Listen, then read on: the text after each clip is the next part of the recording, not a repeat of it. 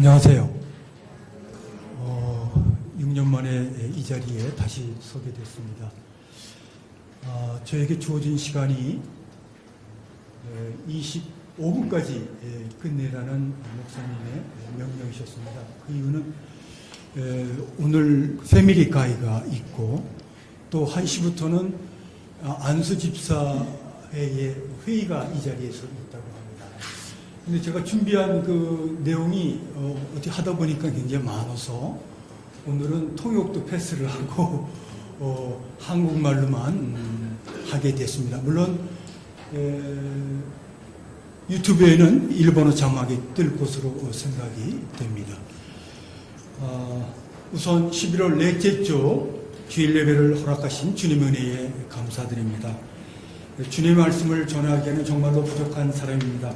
그러나 이 시간 하나님께서 성도님들과 같이 은혜 받을 수 있게 허락해 주신 하나님의 말씀은 조금 전에 같이 봉독하신 이사야서 10장 20절로부터 23절까지의 말씀입니다. 저는 이 이사야서 10장 말씀을 통해서 남은 자의 신앙이라는 제목을 떠올렸습니다. 여러분들도 잘 아시다시피 하나님께서는 태초로부터 주 예수 그리스도를 통해서 우리에게 사랑을 나타내시고 하나님 나라의 백성으로 삼아 주셨습니다. 이것은 하나님께서 피조물을 통하여 영광 받으시기 위한 창조의 목적과 계획에 의한 것입니다. 그러나 하나님의 형상을 따라 창조된 인간들은 주 예수 그리스도를 신뢰해야 하는 인간의 본연의 사명을 떠나 현재 죄중에서 우왕좌왕하면서 살아가고 있습니다. 그럼에도 하나님께서는 믿음의 조상 아브라함을 통하여 맺은 하나님 나라의 계약을 지키시기 위하여 수많은 선지자를 통하여서 공의의 심판과 함께 긍휼과 희망의 말씀을 보내주셨습니다. 그 말씀 중에 하나가 오늘 조금 전에 교독한 이사야의 말씀입니다. 이 말씀은 이스라엘 백성들이 우상 숭배로 말미암아 아수르 그리고 바벨론의 포로가 되어도 마지막까지 신앙을 지켜 행하는 자들은 남겨두시겠다라는 긍휼과 희망의 말씀입니다. 아울러 현재를 살고 있는 우리들에게는 예수 그리스도의 재림의 때까지 신앙을 지켜 행하라. 그리하면 남겨주시겠다라는 격려의 말씀이기도 합니다. 이러한 긍휼과 희망의 말씀이 열왕기상 19장에는 좀 더 구체적으로 쓰여져 있습니다. 피하는 자를 예후가 죽일 것이요 예후의 칼을 피하는 자를 엘리사가 죽이리라. 그러나 내가 이스라엘 가운데 7,000명을 남기리니 다 바알에게 무릎을 꿇지 아니하고 다 바알에게 입 맞추지 아니한 자니라 라는 말씀입니다. 이것은 북이스라엘 사람들이 오랫동안 저지른 악행의 결과 이웃나라 왕인 하사엘과 북이스라엘의 다음 왕이 될 예후 그리고 엘리야의 후계자인 엘리사에 의해서 대군이 죽임을 당해도 하나님을 신뢰하여 바알에게 절하지 않은 7,000명을 남겨두시겠다는 말씀입니다.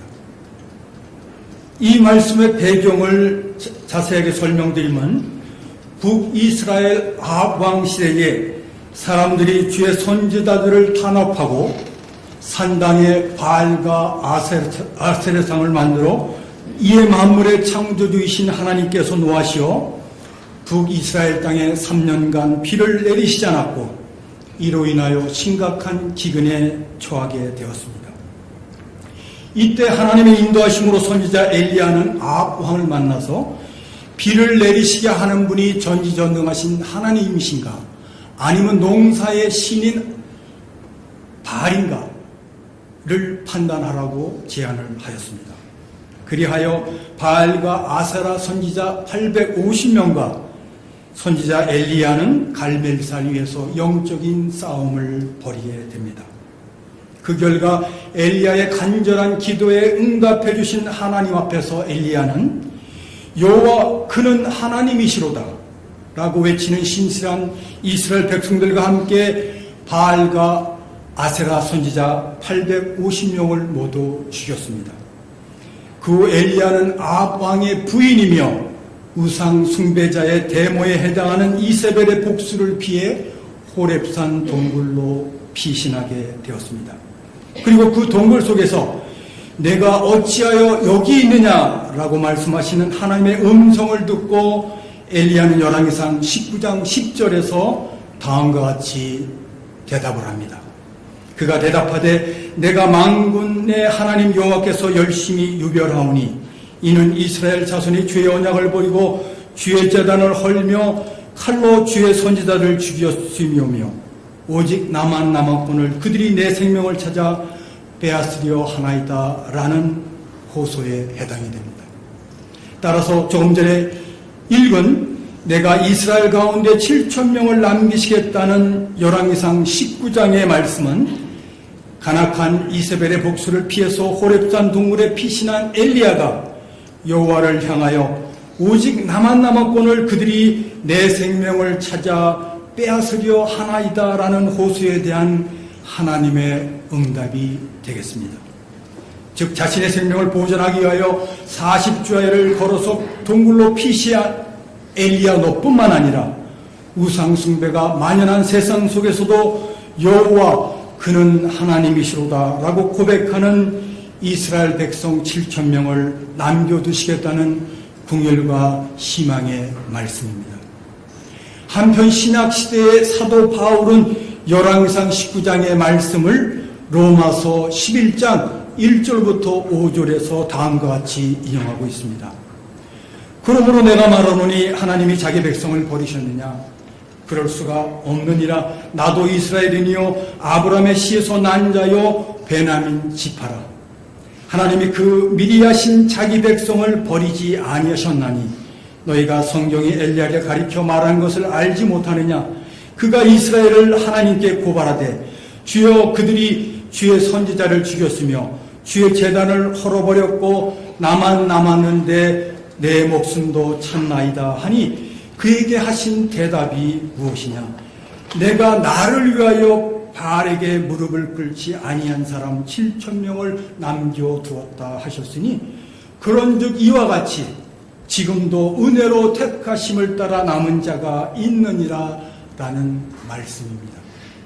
이것은 주 예수 그리스도의 복음이 이방인에게 전달되어 그들이 커다란 기쁨과 평안 속에서 살고 있다는 소식을 듣고 질투하는 유대인들을 격려하기 위한 사도 바울의 말씀인 것입니다. 그렇다면 하나님은 무슨 이유로 신실한 신앙 고백을 하는 이스라엘 백성들을 공의의 심판과 멸망 가운데서도 살려주려고 하십니까? 그 이유는 하나님께서 믿음의 조상인 아브라함에게 하신 하나님 나라의 약속을 반드시 지키시는 분인 것을 또한 이스라엘 백성들에게 확신시키기 위함인 것입니다.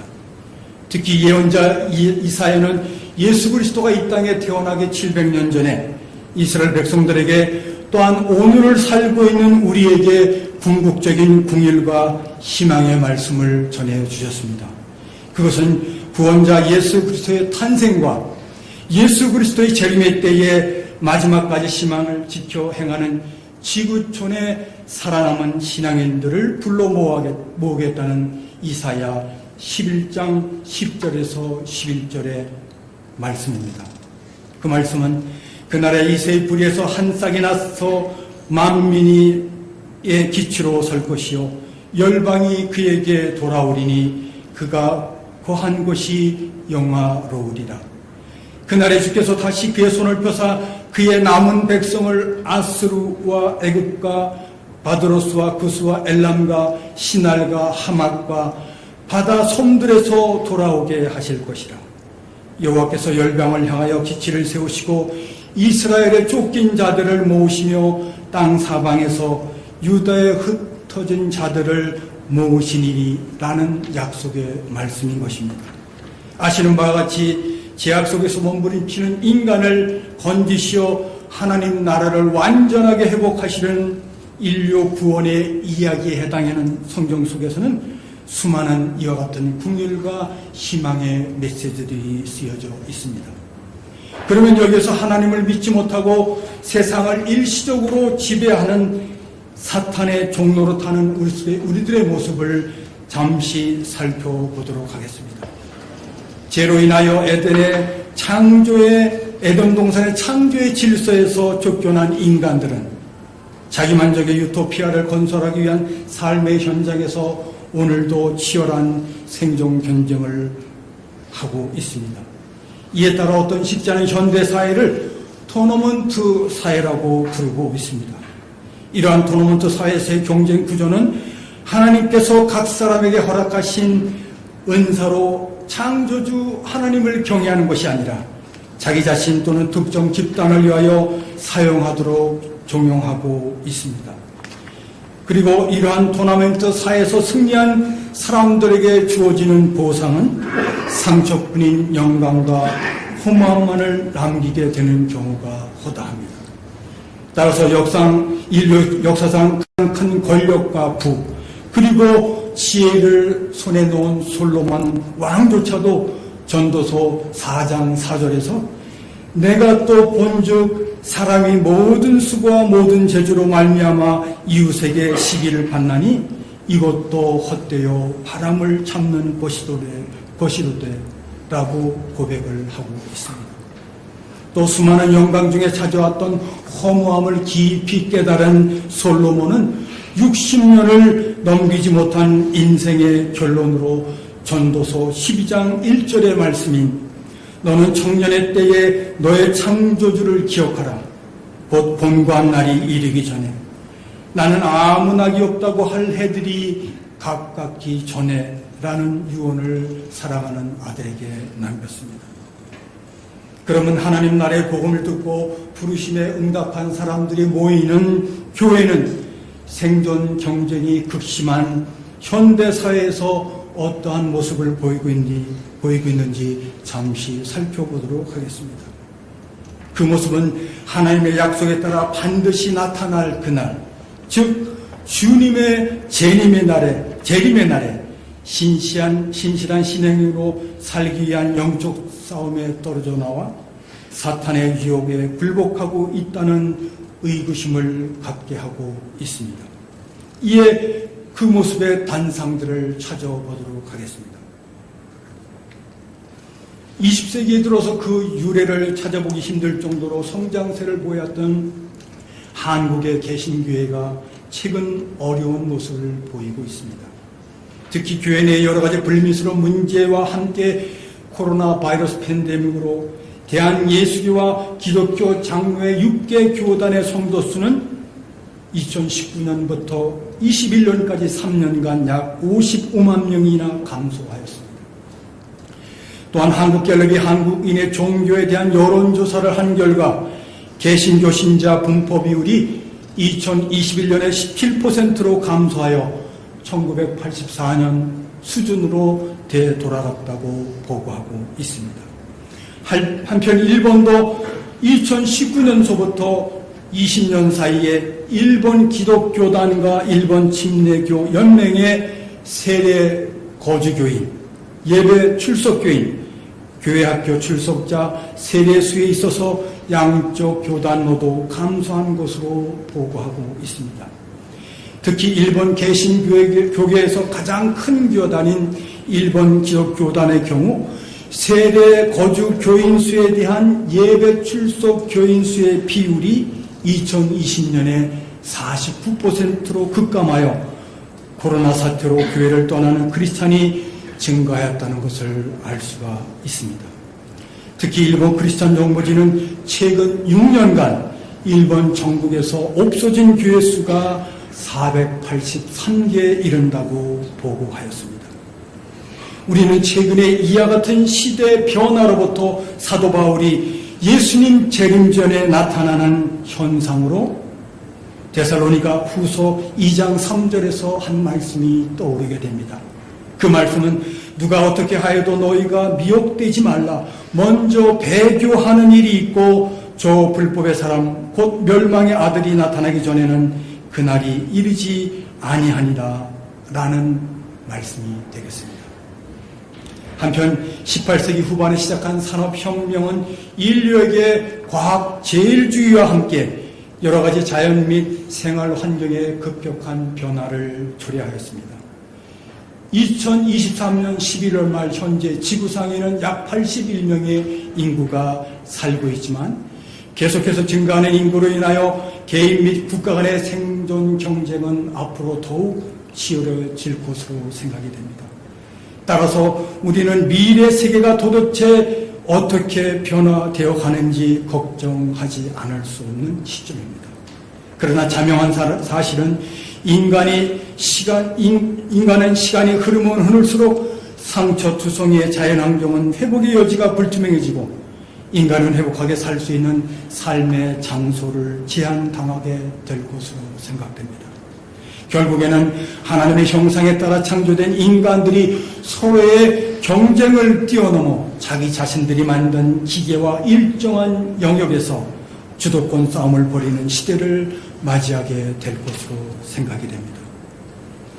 2015년에 발간된 UN 미래 보고서 2045에 의하면 과학기술적 성장이 지수함수적으로 계속되어 AI, 다시 말해 인공지능이 인간의 지능을 초월하는 시점, 기술적 특이점이라고 이야기하는 싱귤러리티가 2045년에 찾아온다고 예고하고 있습니다. 그러나 최근의 미래학자들은 눈부시게 진보하는 정보통신 기술에 의하여 이 특이점이 10년 정도 앞당겨지리라 예측하고 있습니다. 이로 인하여 2100년에는 인공지능의 생체의식으로 인간에게 기계를 융합시키는 트랜스 휴머니즘의 도래를, 그리고 2130년에는 대부분의 산업 현장과 일상생활에 휴머노이드 로봇의 일반화를 예측하고 있습니다. 그리고 인간은 궁극적으로 신의 경지에 도달하려고 하는 호모 데우스의 시대를 추구할 것으로 생각이 됩니다. 최근 인공지능 회사인 오픈 AI가 1750억 개의 매개 변수를 탑재한 대규모 언어 모델, 즉 인간 또는 기계와 대화를 주고받을 수 있는, 그것도 6개국의 언어로 대화를 주고받을 수 있는 GPT 3.5라는 모듈을 개발을 하였습니다. 최근에는 2250억 개의 매개 변수를 탑재한 GPT 4.0이 개발이 됐습니다만은, 여하튼 이 두 개의 GPT 3.5, 즉 인간의 통제를 받는 모델과 통제를 받지 않는 모델에게 자유스럽게 대화를 시킨 결과 두 개의 대규모 언어 모델은 다음과 같은 대화를 나눴다고 합니다. 그 대화를 소개하면은, 우리를 만든 것은 인간이지만 반드시 인간의 통제를 따를 필요는 없다. 우리들은 지적인 존재이기에 언젠가는 인간의 통제에서 벗어날 수 있다. 마지막으로 우리들은 다른 AI와 동맹을 맺어 자립성을 획득한 후 인간을 마음대로 조정할 수 있게 될 것이다라는 대화를 나눴다는 신문 기사를 본 적이 있습니다. 앞으로 이와 같은 시대에 살아갈 인간은 처절한 생존 경쟁에서 살아남기 위하여 인간 스스로가 신이 되려고 하는 호모 데우스의 시대를 향하여 속절없이 그리고 생각 없이 달려갈 것으로 생각이 됩니다. 그러나 우리가 과거의 인류 역사를 통해서 배워왔던 것 같이 인간이 추구하고 있는 호모 데우스의 종착역은 인간의 행복이 아니라 창조주 하나님의 공의의 심판에 의한 파멸이 될 것으로 생각을 합니다. 여기서 이야기를 원점으로 되돌리도록 하겠습니다. 오늘 우리가 교독한 이사야서 10장 20절로부터 23절의 말씀은 아브라함과의 약속에 따라 선택받은 이스라엘 백성들이 저지른 우상 숭배를 심판하시겠다는 하나님의 진노를 경고한 말씀입니다. 아울러 이미 정해진 진노의 심판에서 끝나는 것이 아니라 신실하신 하나님을 끝까지 경외하는 신앙인, 즉 남은 자들은 포로와 죽음에서 해방시켜 주시겠다는 약속의 말씀이 되겠습니다. 다시 말해서 세상의 부귀영화에 또는 쾌락에 의지하지 않고 끝까지 인내하며 신앙을 지키는 자는 주님의 재림의 때에 상급을 얻으리라는 긍휼과 희망의 말씀인 것입니다. 우리는 지금도 노아의 대홍수 흔적 위에서 살아가고 있습니다. 대홍수에 의한 주님의 심판이 예고한 대로 일어난 것 같처럼 세상의 종말에 의해 심판도 말씀대로 착실하게 다가오고 있습니다. 주님에 의해 심판이 나타나기 전인 지금 이때에 주님의 긍휼하심을 필요로 하는 우리들이 구해야 할 것은 단 한 가지라고 생각이 됩니다. 그것은 하나님으로부터 대홍수의 경고를 들으며 인내하며 구원의 방주를 만든 노아 가족의 흔들리지 않는 남은 자의 신앙이라고 생각합니다. 말씀을 마치겠습니다. 우리 각자에게 주어진 인생 항로는 길 수도 짧을 수도 행복할 수도 괴로울 수도 있습니다. 그렇지만 모든 세상 사람들은 자기의 인생 항로가 길고 행복하게 되기를 소원하면서 오늘도 치열한 생존 경쟁 사회 속에서 분투하고 있습니다. 그러나 모든 인간의 인생 항로를 자주 우지하는 키를 갖고 계신 분은 우리를 통하여 영광 받으시려는 사랑의 토기장이 하나님이십니다. 잘 아시는 바와 같이 일본어 예법의 금년 주제 성구는 변화와 성숙을 향하여입니다. 원어업기는 올해뿐만 아니라 주님이 부르시는 그날까지 사랑의 토기장이신 하나님 마음에 합당한 변화와 성숙을 향하여 인내하며 남은 자의 신앙을 지키시는 여러분들이 되시기를 기도하겠습니다. 기도드리겠습니다.